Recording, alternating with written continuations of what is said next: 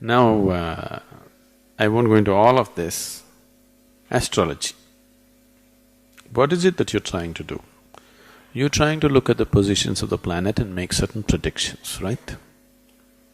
I want you to understand, most of the time, people who make good predictions are people who, tell you about the past very clearly, or some people tell you tomorrow what's going to happen very clearly. They're not doing it looking at the planets, they're doing it looking at you. A certain intuitiveness is there in a certain person, he says. Instead of teaching this yoga, if I sit in Chennai and just predict people's future, I will tell you in the next 10 years exactly what will happen in your life. Within 3 days, I will have a reputation that half the Chennai will be standing in queue. Very easily I can do that. But in the yoga center also there are people who have been into so much sadhana, they can do such things. If they ever do such things, I will finish them. We won't let them go on with that nonsense. We'll immediately chuck them out of the place.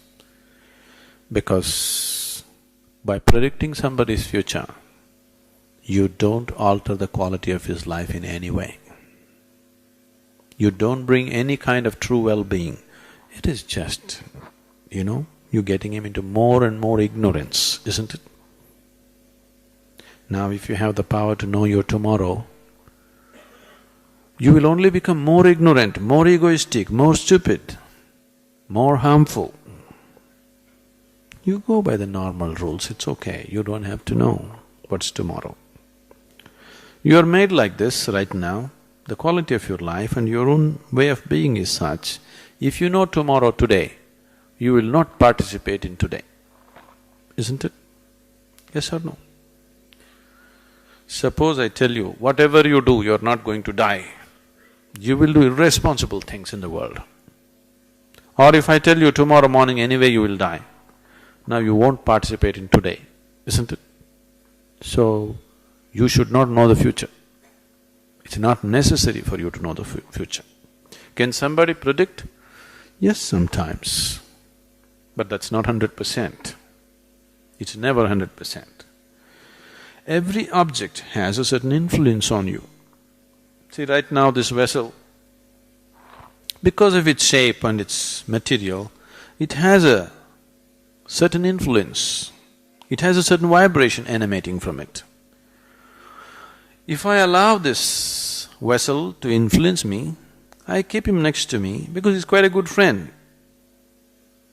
I'm not keeping a plastic pot because I don't like the things that he says.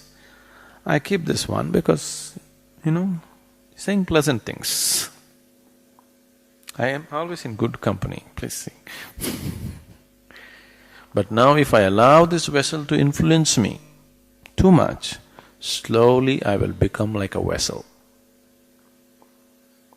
This will happen to you. Many people have become like vessels, isn't it? Haven't they?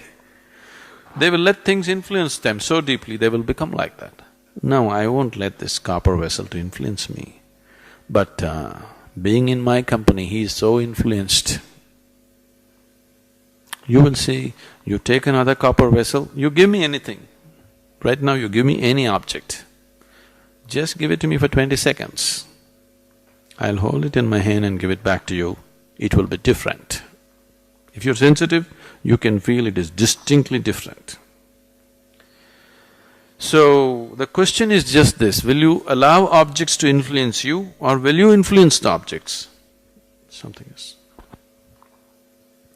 The planets definitely are large objects, so they have certain vibrations, they have some influences on everything around them. If they're close to this planet, yes.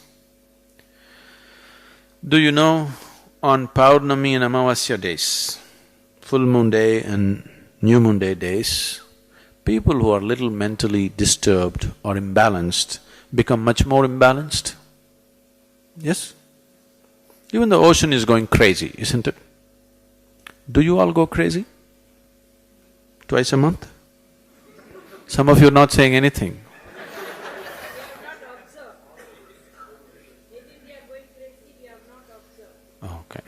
twice a month if you're going crazy, you would have observed. Anyway, please ask your family, they will tell you. Now, compared to that person who has an imbalanced mind, you are much more stable, much more established. Wherever the moon goes, you don't go crazy.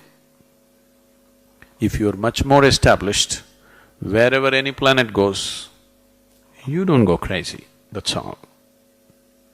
The purpose of your life, the destiny of your life is fixed by you and nothing else but you. Yes, everything has an influence, but what you make out of that influence is still yours, isn't it? But if you're going to be pushed around by inanimate objects, yes, you can be pushed around. To that extent it is true. I am saying, when the divine is functioning within you, when the creator is functioning within you, why are you allowing inanimate things to influence your life? If you allow this dimension to flower in you, you will see life happens fantastic. Let the stars go anywhere, let the planets go anywhere, you will go only where you want to go. You want to go where you want to go? Or you want to be pushed around by inanimate objects? You must decide that.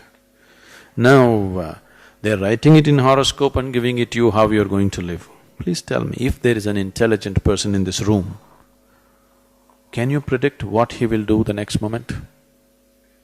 He may do something that nobody has ever done, isn't it? If there is a fool here, if you look at him, you can say, okay, this is how you will live.